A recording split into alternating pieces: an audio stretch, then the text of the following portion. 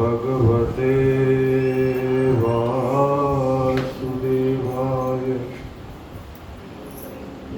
ओम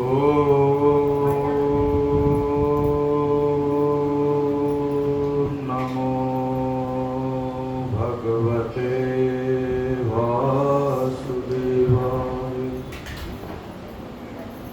ओम नमो भगवते वासुदेवाय।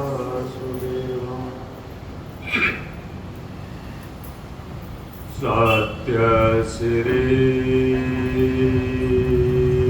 गणेशाय नमः। श्री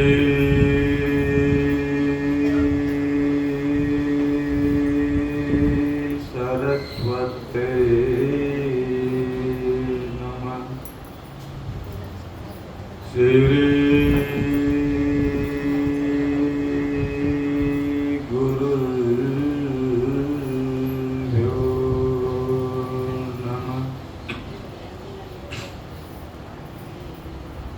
वंदे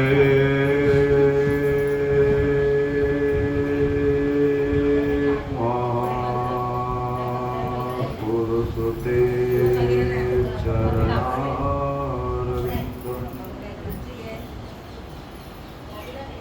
अथ ध्यानम् कस्तूरितिलकं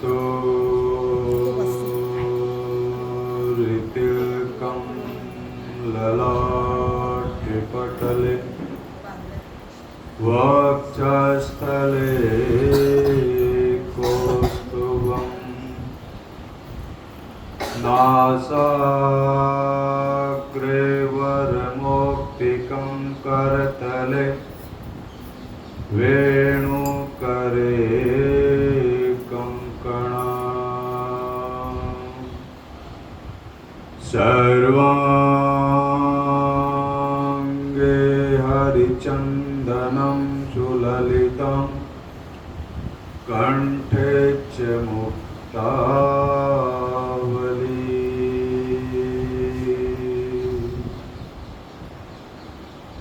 गोपस्त्रीपरिवेष्टितो विजयते गोपालचूडामणि।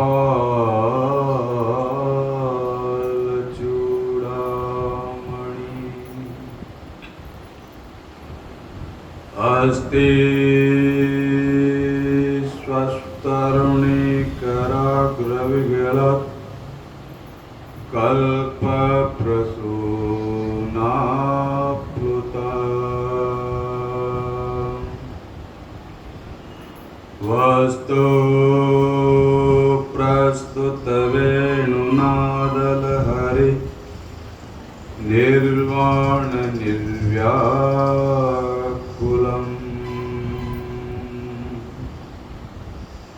शस्त्र शस्त्र निपत्तनि विविलसत् गोपी सहस्राव्रतम्। हस्तंस्तापवर्गमखिलो दारं किशोराकृति।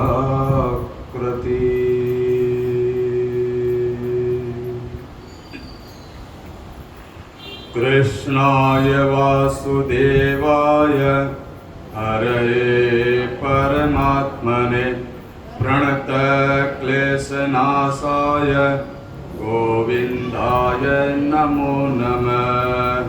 अथ कीर्तनं मुरलीधरा मनमोहना मुरलीधरा। हे नंदनंदन नारायणा हे नंदन मुरलीधरा मनमोहना मुरलीधरा। हे नंदनंदन नारायणा हे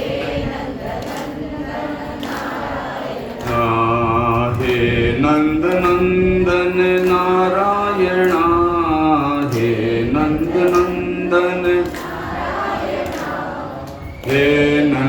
नंदन नारायणा, हे नंद नंदन, हे नंद नंदन नारायणा, हे नंद नंदन, हे नंद नंदन नारायणा, हे नंद नंदन, हे नंद नंदन नारायणा, हे नंद नंदन, हे नंद नंदन नारायणा, हे नंद नंदन, हे नंद नंदन नारायणा, हे नंद नंदन, हे नंद नंदन नारायणा, हे नंद नंदन, मुरलीधरा मनमोहना, मुरलीधरा, हे नंद नंदन नारायणा, हे नंद नंदन, हे नंद नंदन,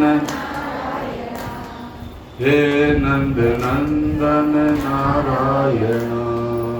बोल वृंदावन बिहारी लाल की, गणपति बप्पा अनंत लाल की, विश्वकर्मा भगवान की, श्री लट्टू गोपाल की, श्री मुरलीधर कन्यालाल की। कल तक हमने सुना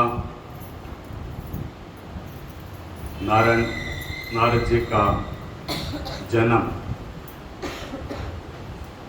किस प्रकार से हुआ, उस कथा को उस प्रसंग में आते हैं और कथा को आगे बढ़ाते हैं। तो जब संत जाने लगे तो नारद जी का, गुरुदेव मुझे भी साथ ले लिए। एक बात और है कि जब बचपन में अगर भजन में लग जाओ तो सही है, बचपन बीतने के बाद में कुछ नहीं हो सकता। बचपन में लगो। तो बचपन में नारद जी कहते हैं मेरा हृदय में भक्ति जागृत हो गई। बच्चे के मन में दुनिया के प्रति आकर्षित नहीं होता, तो बचपन में वो भक्ति में लग गए। संतों की सेवा,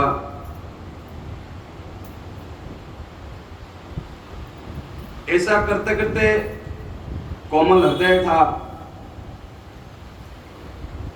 भगवान के प्रति आकर्षण हो गया। और देखो भगवान ऐसा सहयोग भी बना देते हैं।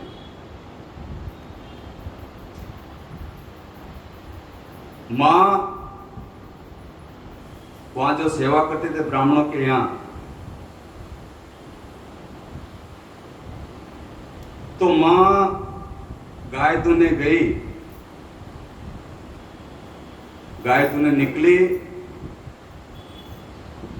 मां को सांप ने काट लिया। नारद जी की मां को सांप ने काट लिया, मां की मृत्यु हो गई।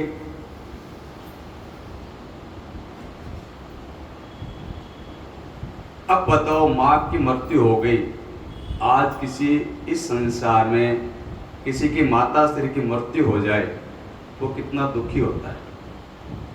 लेकिन नारद जी इससे उल्टा, वो बहुत प्रसन्न हुए। वो देखो उनकी जो प्रसन्नता वो अलग टाइप की प्रसन्नता है, उसको अपन उस टाइप की प्रसन्नता से नहीं ले सकते जैसे अपने संसार में सोचते कि ले कितना हंस रहा, मां मर गई फिर भी हंस रहा है। उनका सोचना ये था कि अब मैं फ्री हूं, अब भगवान का भजन करेंगे आराम से, कोई रोक टोक नहीं है। इस आधार पर माता की मृत्यु नारद जी की प्रसन्नता।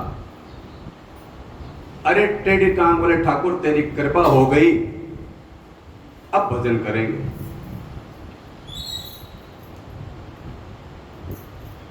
तो नारद जी बहुत प्रसन्न हुए। इस संसार में तो ये हालत है, अगर जरा सा नुकसान हो जाए तो जिंदगी भर रोता है, सारी जिंदगी रोता है। लेकिन जो प्रभु के प्रेमी होते हैं, उनके सामने किसी प्रकार की कोई घटनाएं घट जाए, उन पे कोई फर्क नहीं पड़ता। हर परिस्थिति में एक ही समान रहते हैं।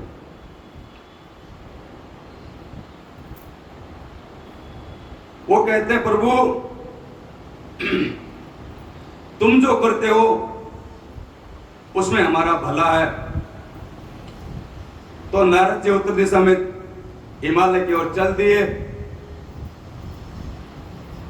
बढ़ते गए, जंगल में घूमते रहे,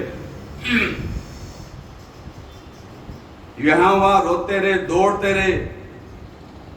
हे प्रभु, अब इस दुनिया में मेरा तेरे सिवाय कोई सहारा नहीं है,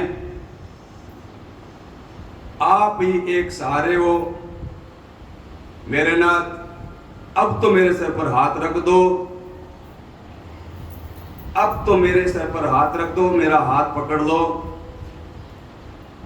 जिसका कोई सहारा नहीं है,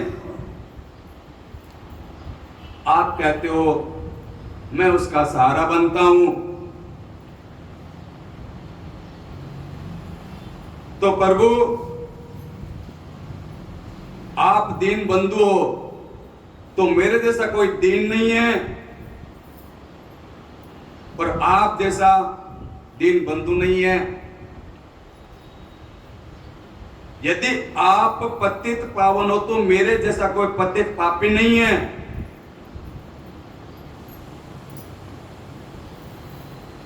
ये प्रभु, मुझे संभाल लो। ये बांके बिहारी, ये टेढ़ी टांग वाले ठाकुर, मुझे दर्शन दे दो। तुम्हारे बांकी झांकी एक बार दिखा दो।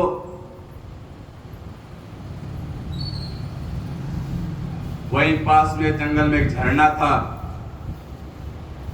झरने में नारद जी स्नान करते हैं, थोड़ा जल पिया। काफी दिनों के निकले हुए थे, भूखे प्यासे, लेकिन शरीर की कोई सुख नहीं, शरीर की कोई चिंता नहीं, लालसा सिर्फ एक ठाकुर के दर्शन की। वहीं पे पीपल का वृक्ष था, वृक्ष के नीचे बैठ गए।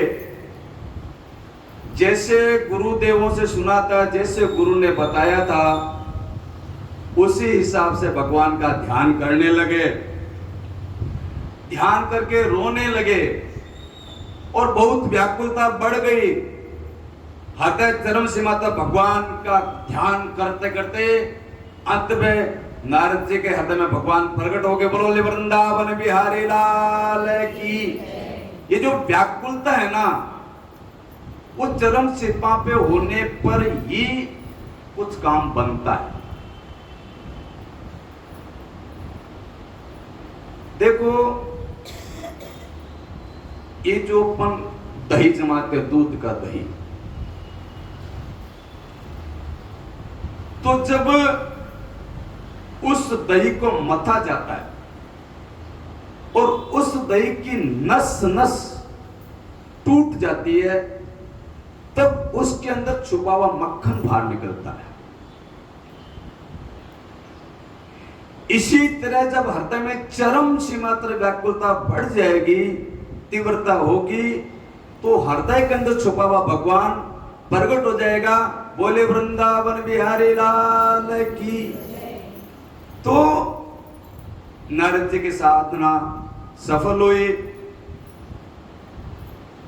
भगवान का दर्शन हुआ। अगले ही क्षण भगवान अंतर ध्यान हो गए, भगवान चले गए। अब फिर से नारद जी ने बहुत कोशिश की, लेकिन परमात्मा का दर्शन नहीं हुआ। तो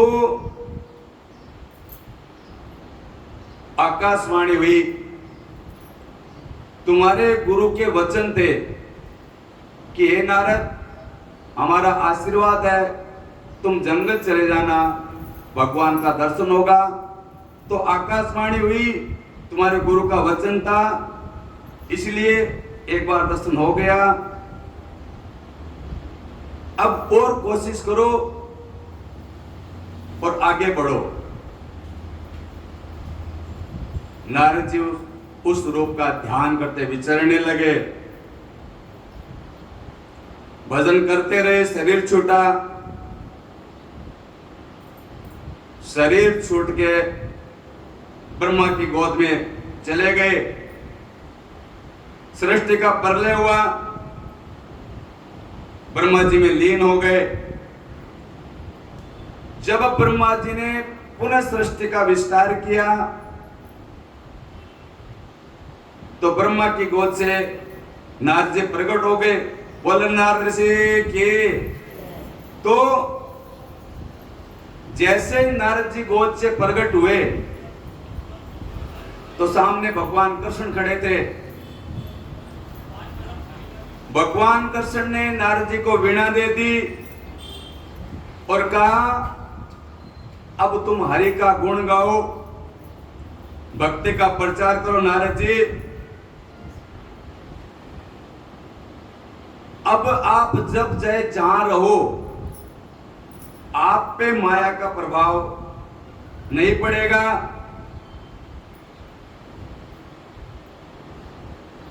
पृथ्वी पर जाओ, भक्ति का प्रचार करो। नारद जी कहते हैं, हे व्यास जी, ये संवाद व्यास जी के साथ में चल रहा है। आपको कल बताया था मैंने कि हे व्यास जी, आप भागवत की रचना करो। तो हे व्यास जी, कहां मैं आया, काम करने वाले ब्राह्मण के घर में मेरी मां काम करने वाले उस आया का पुत्र, और संतों के संग के सहयोग से आज मैं ब्रह्मा का पुत्र बन गया।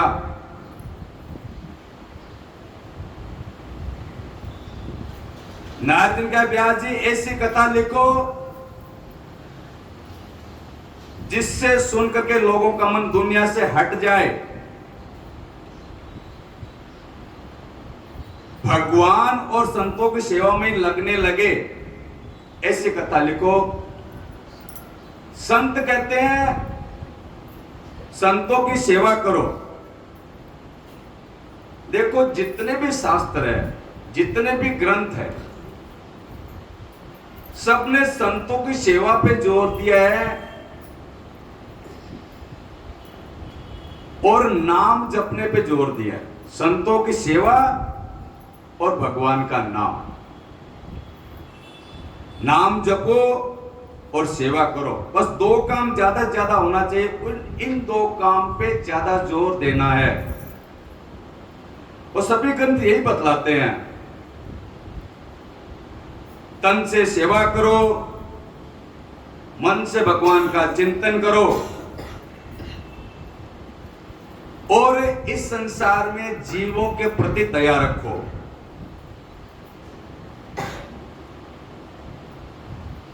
तो आगे प्रसंग आता है कि महाभारत का युद्ध समाप्त हो गया, समाप्ति की घोषणा हो गई, क्योंकि अंतिम युद्ध भीमसेन और दुर्योधन का हुआ था। दुर्योधन की दोनों टांगे गदा की मार से टूट गई थी और वो दुर्योधन रणांगन में पड़ा हुआ करार रहा है, पैर टूट चुके। उसी समय गुरु द्रोणाचार्य का पुत्र अश्वत्थामा दुर्योधन के पास में आता है। दुर्योधन जमीन पे पड़ा हुआ रो रहा है, करा रहा है। तो अश्वत्थामा ने पूछा, हे राजन, हे दुर्योधन, कोई अंतिम इच्छा तो बताओ, मैं उसकी पूर्ति करूंगा। तो दुर्योधन ने कहा, मैं चाहता हूं कि मेरे मरने से पहले कोई पांडवों को मार दे। 5 पांडव है, उन पांडवों को मार दे। हे अश्वत्थामा, मैंने जीवन भर कोशिश की पांडवों को मारने की, लेकिन मैं 500 में से एक को भी नहीं मार सका, और हम भाई 100 थे, 100 में से एक भी नहीं बचा। तो मेरी अंतिम इच्छा है कि मेरे दिल की पीड़ा को कोई समझ सके, उसे मिटा सके, वो मेरा बड़ा उपकारी होगा। अब देखो, यहां पे युद्ध की समाप्ति हो गई, घोषणा हो गई। तो पांडवों ने सोचा युद्ध समाप्त हो गया तो अपने शिविर में जाकर के आराम किया जाए, थोड़ा चैन लिया जाए। भाई ऐसा लगता है अब तो कोई खतरा नहीं है। लेकिन भगवान फिर भी सावधान थे।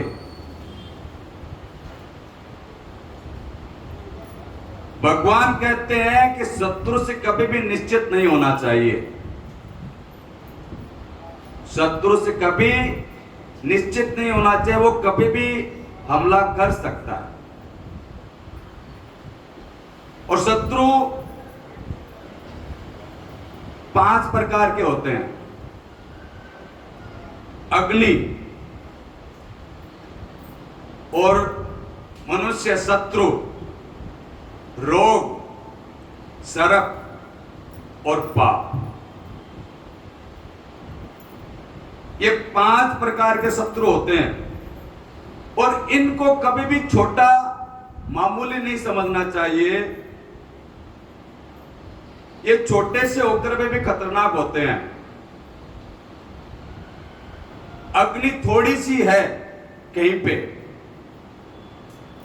अगर उसको सहयोग मिल जाए और उसकी खुराक जैसे पत्ता, सूखा हुआ पत्ता, झाड़ वगैरह मिल जाए, सहयोग मिल जाए, तो बढ़ती बढ़ती पूरे मोहल्ले को जला देती है सहयोग मिलने पर।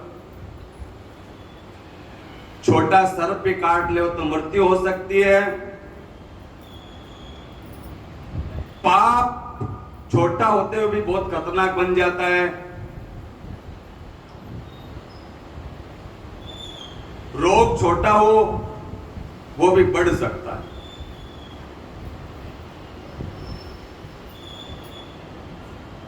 तो पांडव रात्रि में सो रहे थे। भगवान सावधान थे कि शत्रु से सावधान रहने चाहिए। तो भगवान पांडव अंदर सो रहे हैं, भगवान बाहर गेट पे पहरा दे रहे हैं। बोले भक्तवत्सल भगवान की, भक्तों की चौकीदारी करता है ठाकुर।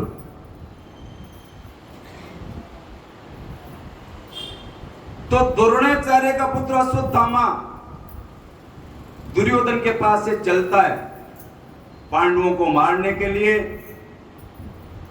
भाई लड़ करके तो अश्वत्थामा पांडवों से जीत न पाया, तो सोते हुए पांडवों को मार दूं, उनके सर काट के ले आऊं, एक बार दुर्योधन को प्रसन्न करना है, ये उसकी इच्छा पूर्ण करनी है। यद्यपि सोते हुए को मारना अधर्म है, ये धर्म के विरुद्ध है, पाप है। सोते हुए को मारना, निरपराधी को मारना पाप है। लेकिन व्यक्ति के जीवन में जब ईर्ष्या जागती है तो धर्म की बुद्धि भी लुप्त हो जाती है, बुद्धि खराब हो जाती है। पांडव सो रहे थे, अश्वत्थामा जा रहा है शिविर की ओर। भगवान ने पांडवों को उठाया, रात के 12 बजे पांडवों को उठाया, रथ में बैठाया और जंगल पे लेके चले गए।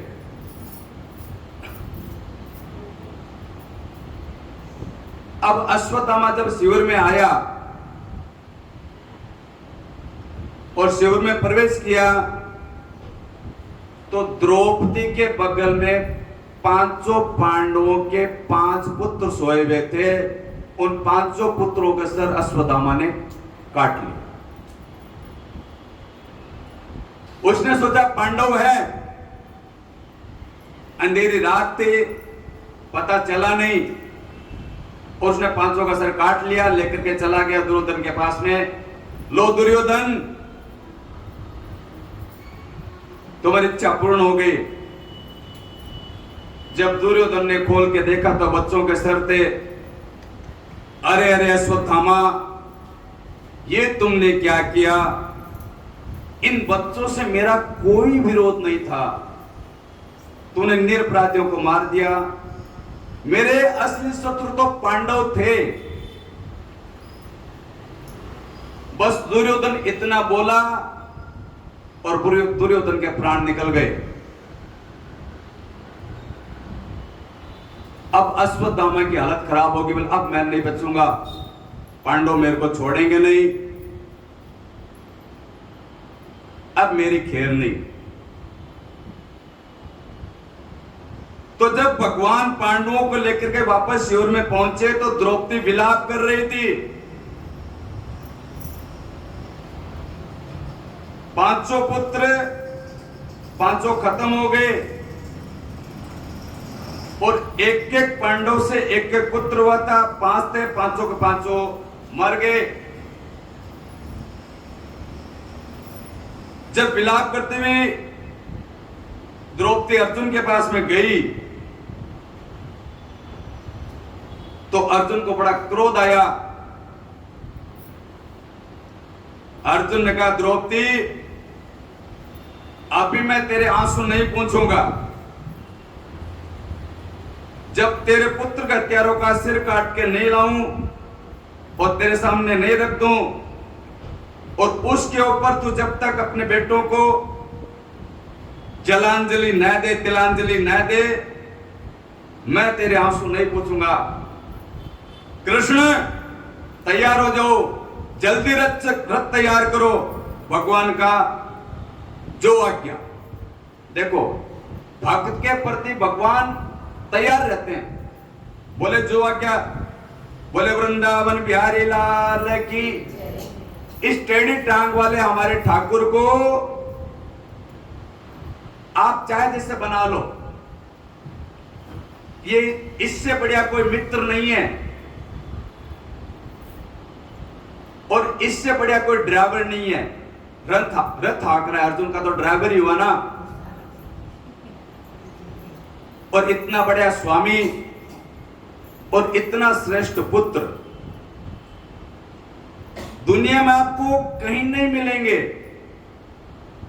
ठाकुर से मित्रता कर लो, आप उसे जो बनाना चाहो ये बनने को तैयार है, बशर्ते आप इसके बन जाओ। बस एक बार उसके बन जाओ, फिर आप उसे जो बनाना चाहो ये बन जाएगा।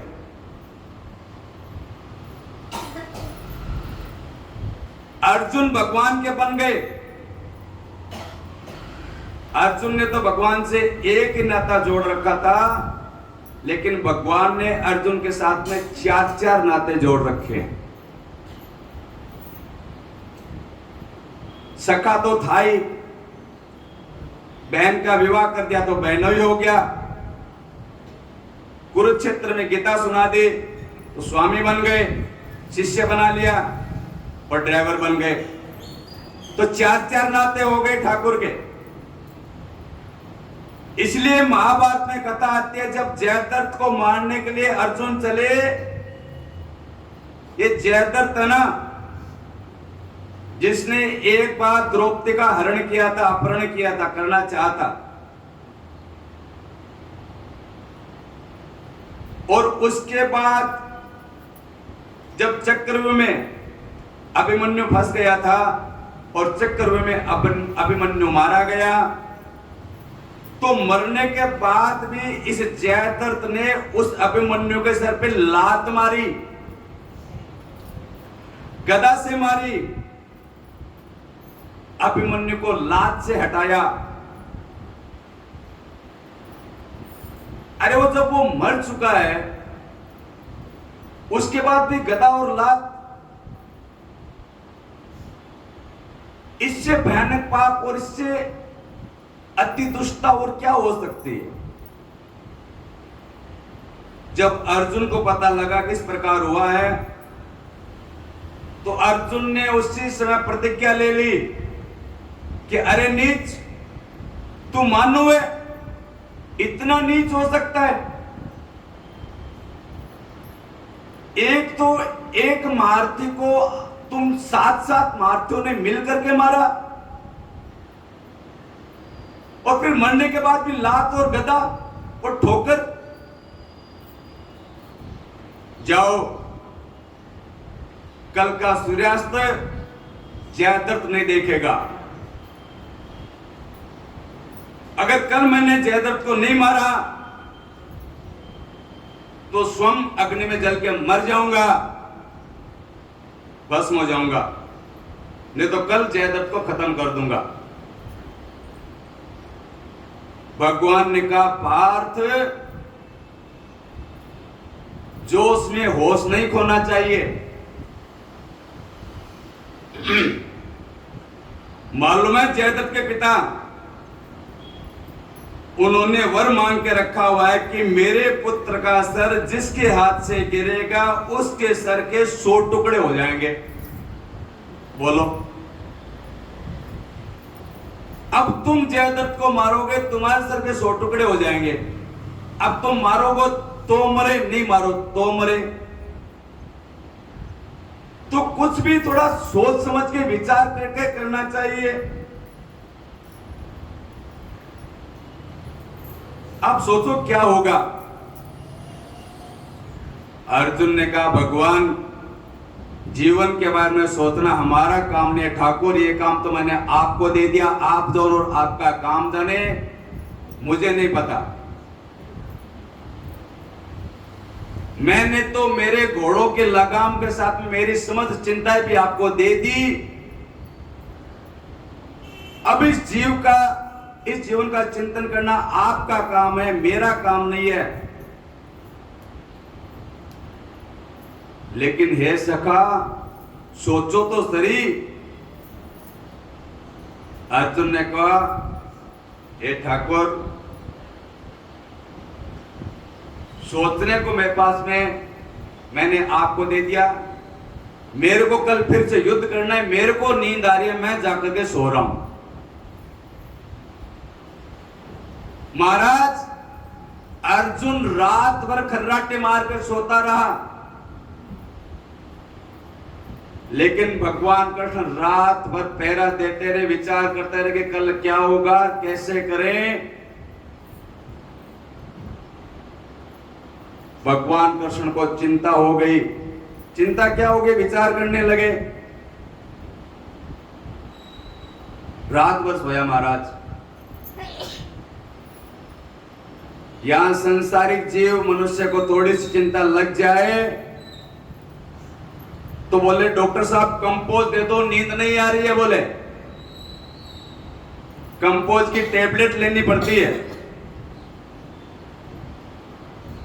यहां अर्जुन निश्चित सोया रात भर। बोलो वृंदावन बिहारी लाल की। अब प्रभु रात भर बैठे बैठे सोचते रहे क्या करना है, कैसे करना है। प्रातःकाल जब अर्जुन को लेकर के ठाकुर चले तो धर्मराज युधिष्ठिर सामने आ गए और वो विदा कर रहे थे युद्ध के लिए। तो युधिष्ठिर जी की आंखों में आंसू आ गए। भगवान ने देखा, धर्मराज जी आप रो रहे हो, आपकी आंखों में आंसू कैसे? कुछ नहीं प्रभु, एक प्रार्थना है वो करना चाहता हूं। क्या? बोलिए। जैसे आप अभी अर्जुन को लेकर के जा रहे हो, युद्ध समाप्ति के समय शाम को इसी तरह लौट के आए, ये मैं देखना चाहता हूं, ये मेरी इच्छा है।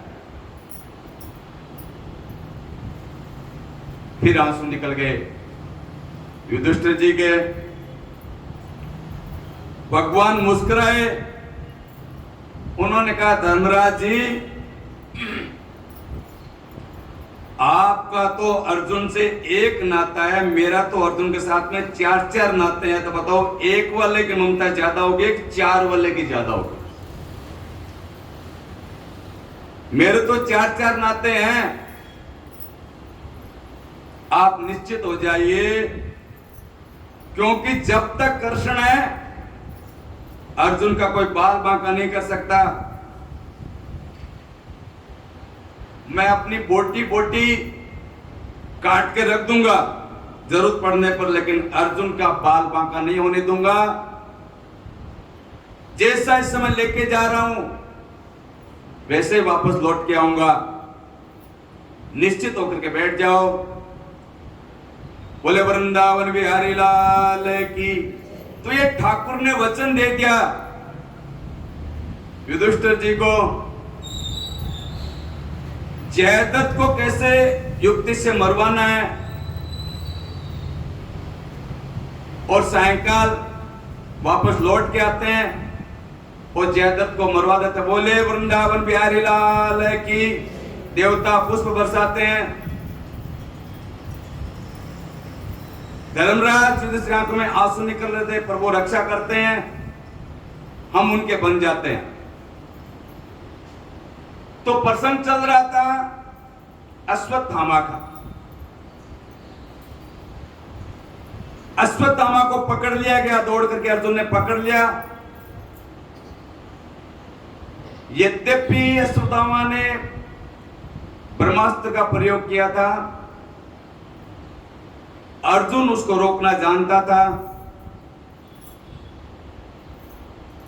तो उसने वापस भेज दिया और उसको पकड़ लिया। अश्वत्थामा को लाकर के द्रौपदी के सामने खड़ा कर दिया। यद्यपि भगवान ने कहा था इसको मार दो, ये पापी है,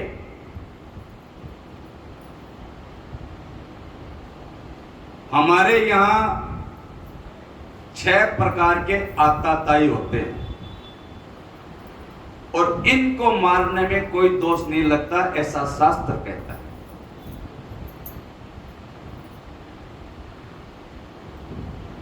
कोई किसी को आग में जलाना चाहे, नंबर 1।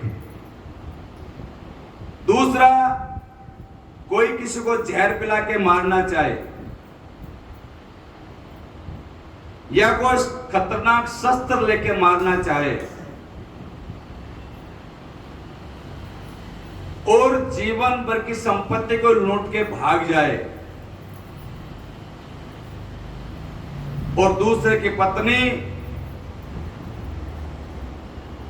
इन सबको, इन पापियों को मारने में दोष नहीं लगता, शास्त्र कहता है।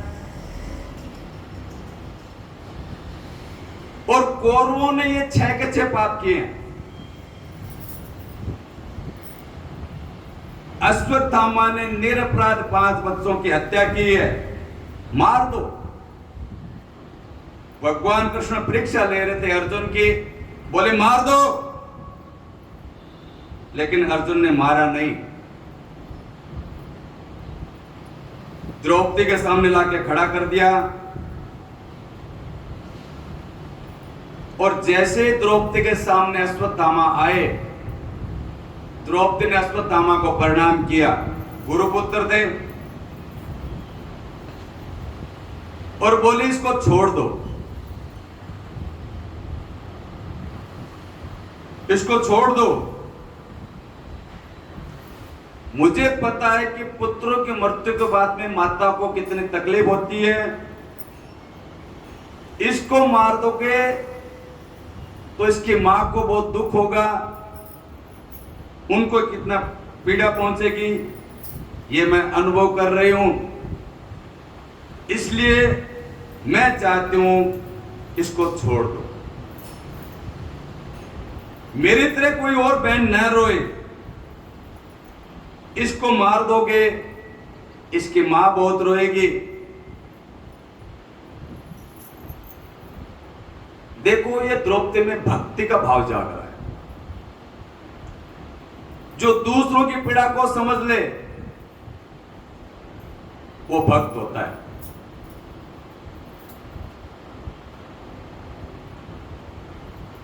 जो दूसरों की पीड़ा समझ ले वो भक्त है, जो नहीं समझे वो पाखंडी। अगर आपका हृदय दूसरों के दुख को न समझ पाए तो कहते हैं उस व्यक्ति का हृदय पत्थर है, पत्थर। आप किसी को अगर सुख नहीं दे सकते तो आपको किसी को दुख देने का विचार नहीं करना चाहिए। संत कहते हैं, रे मन भला न कर सका तो बुरे पंथ मत जा, अमृत फल चाख्यो नहीं तो विष फल काहे खाए। छोड़ दो, इसे छोड़ दो, इसकी मां बहुत रोएगी। भीमसेन ने कहा नहीं नहीं, मैं मारूंगा इसको। भीमसेन विरोध करते थे बीच बीच में।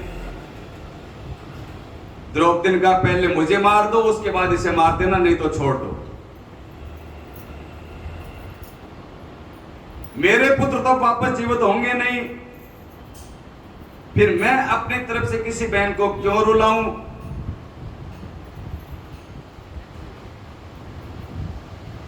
तो अश्वत्थामा का सर मोड़ दिया जाता है, जैसे जयद्रथ का सर मोड़ा था उसी प्रकार। और अश्वत्थामा के पास में एक मणि थी, वो मणि निकाल लेते हैं और फिर उसको बाहर धकेल देते हैं। देखो, फिर भी नीच है ना, बड़ा नीच होता है। अश्वत्थामा को चाहिए था कि मेरे को छोड़ दिया तो कृतज्ञता होनी चाहिए, लेकिन वो नीच था। वो बाहर निकलते फिर ब्रह्मास्त्र का प्रयोग कर दिया, ब्रह्मास्त्र छोड़ दिया। उसको चाहिए था कि द्रौपदी ने मेरे को बचाया है, लेकिन निष्ठा अपनी निष्ठा नहीं छोड़ता, उपकार नहीं मानता। बाहर जाते ब्रह्मास्त्र का प्रयोग कर दिया। अभिमन्यु की पत्नी उत्तरा, उसके गर्भ में परीक्षित। उत्तरा भाग करके भगवान के पास में आई, हे भगवान इसको बचा लो, मैं मर जाऊं लेकिन मेरे इस बालक को बचा लो।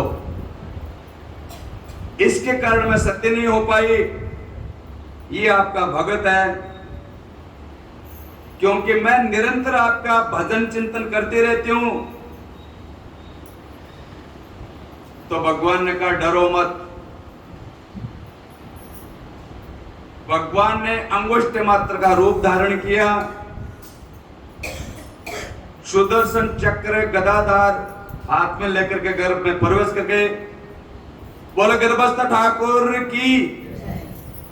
गर्भ के अंदर भगवान ठाकुर कृष्ण ने 9 महीने तक अभिमन्यु का चारों तरफ घूम घूम करके रक्षा की, परीक्षित की रक्षा की। देवता पुष्प बरसाते हैं और जय जयकार करते हैं। प्रभु चाहते तो बाहर से भी रक्षा कर सकते थे, संकल्प मात्र से रक्षा कर सकते थे। फिर गर्भ में प्रवेश क्यों किया? तो तो शास्त्र कहता है कि माता का गर्भ नरक के समान होता है, नरक के समान। और भगवान यहां पर यह बताना चाहते हैं कि अगर मेरे को भगत को बताने के लिए अगर मेरे को नरक में जाना पड़ेगा तो भी मैं जाऊंगा, उसकी रक्षा करूंगा, चाहे मुझे नरक जाना पड़े, भक्त बचाऊंगा। बोले वृंदावन बिहारी लाल की। तो अपने भगत को बचाऊंगा। अच्छा देखो, फिर भी वो अश्वत्थामा और निष्ठा करता है। पांचों पांडव नित्य खड़े हैं। अश्वत्थामा ने फिर 5 बाणों का प्रयोग किया पांडवों पर कि इन बाणों के अग्नि से पांडव जल के मर जाए, क्योंकि वो नित्य खड़े थे। भगवान ने पांडवों को अपने पीछे छुपा लिया और वो 500 बाण भगवान को स्पर्श करके वापस हो गए। तो भगवान करेंगे, भगत को कोई मार नहीं सकता।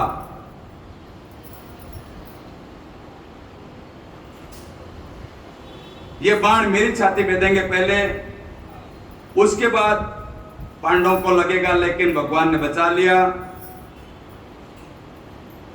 देवता फिर पुष्प बरसाते हैं और जय जयकार करते हैं। एक दिन भगवान प्रातःकाल ध्यान में बैठे हुए थे। युधिष्ठिर जी ने आकर के प्रणाम किया। देखा भगवान कृष्ण की आंखों में आंसू गिर रहे थे।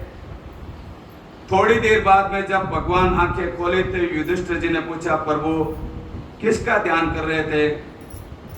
बोले, जो मेरा ध्यान करता है मैं उसी का ध्यान करता हूं। जो भगत मेरा ध्यान करता है मैं उस भगत का ध्यान करता हूं। इस समय भीष्म पितामह बाण के सैया पर लेटे हुए हैं, वो मेरा ध्यान कर रहे हैं, मैं उनका ध्यान कर रहा हूं। बोलो भक्तवत्सल भगवान की। तो भीष्म पितामह बाणों के सैया पे हैं। उन्होंने दुनिया में किसी से नाता नहीं जोड़ा, सिर्फ भगवान का ध्यान करते थे, लेकिन उनके भक्ति में कभी कोई कमी नहीं थी। युधिष्ठिर इस समय बाणों के सैया पर वे पड़े हुए हैं, मैं उनका चिंतन कर रहा हूं। वहां जाने की तैयारी हुई, सब पांडव वगैरह सब तैयार हुए भीष्म पिता से मिलने के लिए। लेकिन इससे पहले एक प्रसंग आता है कि धर्मराज युधिष्ठिर को राजा बना दिया गया। तो भगवान बोले, मैं थोड़ा द्वारिका होके आ जाऊं, काफी दिनों से यहां हस्तिनापुर आया हूं, काफी दिनों से गया नहीं, बहुत दिनों से यही हूं महाभारत के सिलसिले में। और जब जाने लगे तो पांडवों को बड़ी पीड़ा हुई। पांडवों ने सोचा भगवान जा रहे हैं, पांडव थोड़े दुखी हो गए। भगवान का वियोग पांडव सह नहीं सकते, लेकिन द्वारकावासी को भी तो दर्शन देना है। रुदे गले से जब भगवान को विदा करते, पांडवों की आंखों में आंसू थे। भगवान ने बुआ कुंती को प्रणाम किया। बोले, बुआ मैं कुछ दिनों के लिए द्वारिका जाना चाहता हूं, आज्ञा दे दो।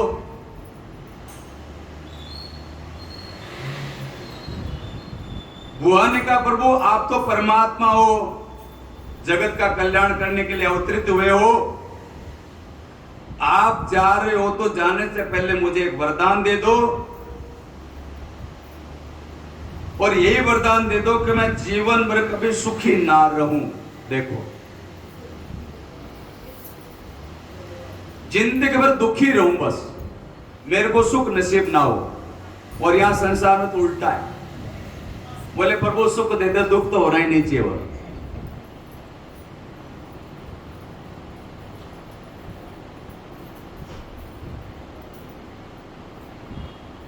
तो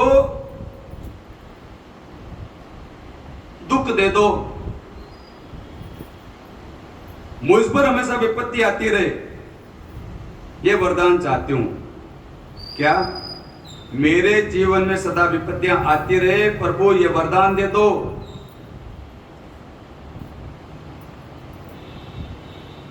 बुआ ने कहा, प्रभु जब व्यक्ति सुखी होता है तो ईश्वर को भूल जाता है, जब दुख आता है तो घूम घुमा के भगवान को याद करता है। हमारे जीवन में इतने संकट आए,